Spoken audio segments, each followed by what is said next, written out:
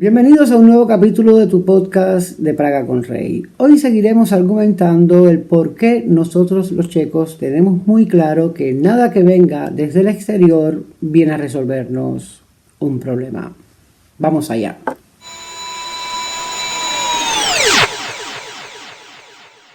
En el corazón de Europa, donde los ríos Moldava y Elba dibujan caminos entre colinas y fortalezas medievales, hay una nación que ha sobrevivido a imperios, guerras y revoluciones: Chequia. No es solo un territorio, es una lección de historia viva, una muestra de cómo un pueblo pequeño atrapado entre potencias mayores puede resistir sin perder su arma, y cómo la inteligencia política puede sustituir a la fuerza bruta. Hoy vamos a recorrer su historia política y su constitucionalidad. Pero no como una simple cronología de leyes y gobiernos, sino como una historia de poder, soberanía y estrategia. De cómo la geografía obliga a la inteligencia y de cómo la historia enseña que quien no se defiende políticamente termina siendo gobernado por otros. En el siglo VI, los eslavos llegamos a Bohemia. Éramos un pueblo libre organizado en clanes con una lengua protoeslava común. De ahí viene la palabra eslovo-eslavo. Cuando se formó el reino de Bohemia bajo la dinastía de los Přemyslitas, el rey debía negociar con la nobleza. Desde el principio se dibujaba una característica checa: la desconfianza contra el poder. Desde sus orígenes, Bohemia se movió entre dos fuerzas, la del imperio y la de la autonomía local. Esa tensión marcará toda nuestra historia. Cada pacto, cada documento fue una forma de equilibrar esta balanza. Durante la Edad Media, Bohemia fue un reino dentro del Sacro Imperio Romano Germánico, pero con estatutos propios, cortes locales y privilegios reconocidos, como la Bula de Oro de 1356, que garantizaba que el rey de Bohemia era uno de los 7 electores del emperador.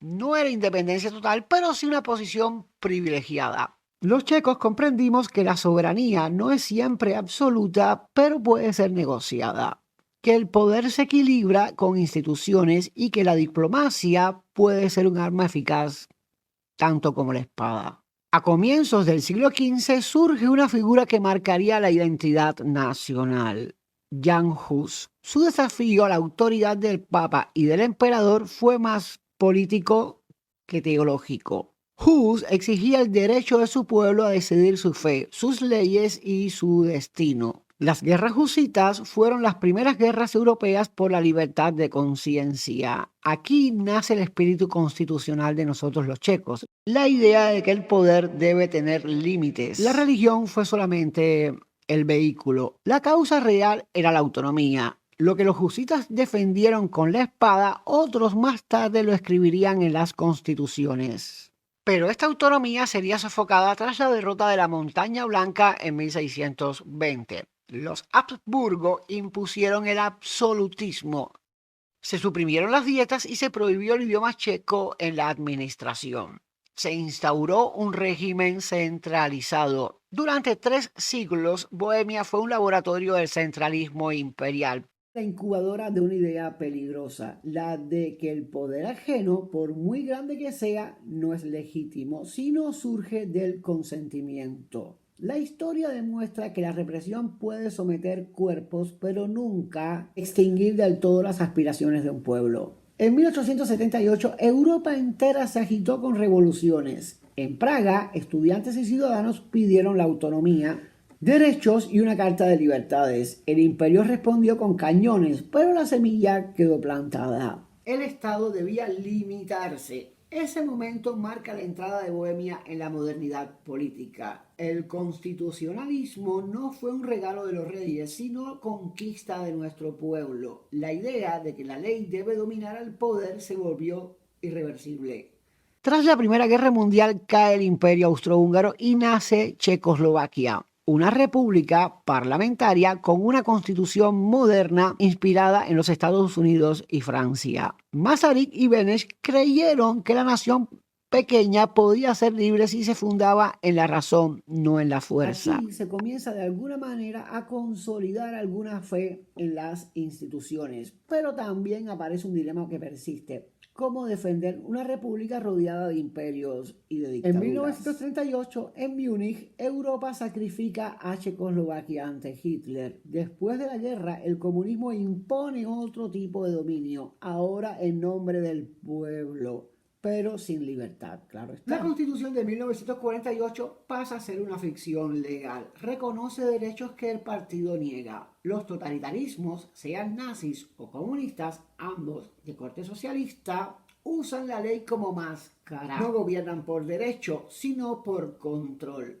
El Estado se convierte en dueño de la vida, del trabajo y de la memoria. En 1989, la revolución de terciopelo devuelve a Chequia su voz. La nueva Constitución de 1993 consagra un Estado democrático, una economía libre y derechos individuales. Praga vuelve a ser el centro, no la periferia.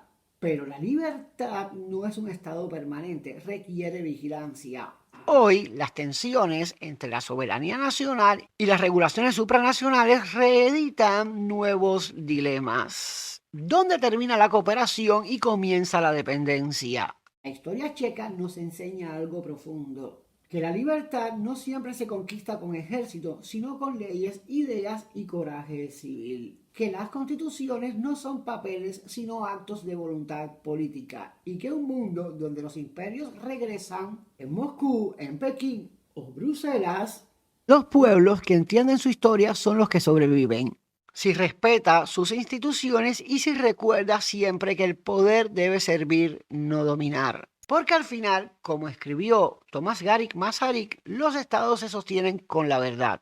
Y esa verdad es que la libertad, aunque frágil, es más fuerte que cualquier imperio. gracias por acompañarme en este viaje por la historia constitucional de Chequia, una historia de reyes, guerras, resistencia e inteligencia. Esto ha sido un capítulo más de nuestro podcast de Praga con Rey. Espero que te haya gustado. Bueno, a los pocos que me escuchan, muchas gracias. Chao.